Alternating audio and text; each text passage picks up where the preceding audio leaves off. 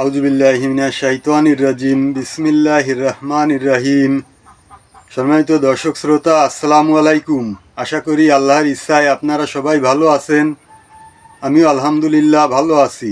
আমি মোহাম্মদ জুয়েল মোল্লা আমার ইউটিউব চ্যানেলের পক্ষ থেকে আপনাদের সবাইকে জানাই আন্তরিক শুভেচ্ছা ও অভিনন্দন।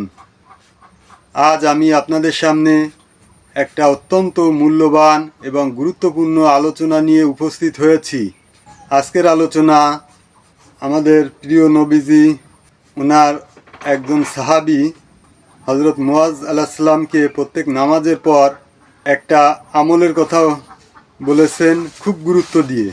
উনি বলেছেন, মুয়াজ, আল্লাহর শপথ আমি তোমাকে ভালোবাসি, আল্লাহর শপথ আমি তোমাকে ভালোবাসি।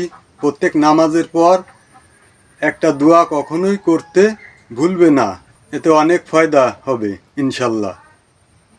কারণ প্রত্যেক নামাজের পর এই দোয়াটা করা খুবই জরুরি। নবীজি যখন বলেছেন তখন আমাদের এই ইয়াকিনের সঙ্গে এই আমলটা করা উচিত, তাহলে ইনশাল্লাহ অনেক ফায়দা লাভ করতে পারবো।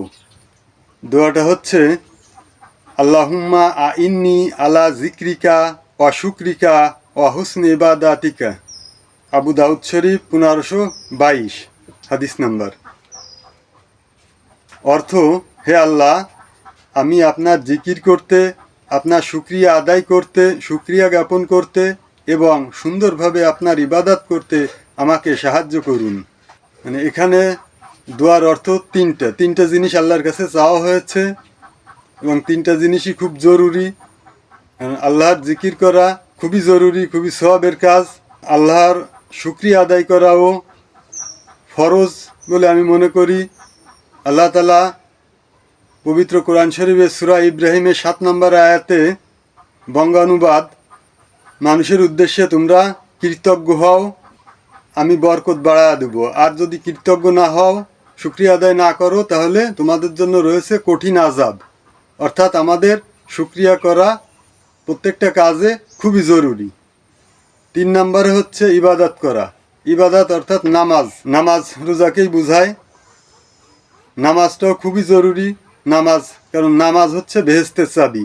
প্রত্যেক নামাজের পর এই আমলটা আমরা সবাই বেশি বেশি করে আমরা প্রত্যেক নামাজের পর আমরা এই আমলটা করব ইনশাল্লাহ। সম্মানিত দর্শক শ্রোতা, আজকের আলোচনা এই পর্যন্তই। আশা করি আজকের আলোচনা আপনাদের সবার কাছে খুবই ভালো লেগেছে। এই ধরনের আলোচনা নিত্য নতুন সবসময় পেতে আমার চ্যানেলটাকে সাবস্ক্রাইব করবেন এবং বেশি বেশি শেয়ার করে আত্মীয় বন্ধু বান্ধবদের মাঝে ছড়িয়ে দিবেন, যাতে সবাই দেখার সুযোগ পায়।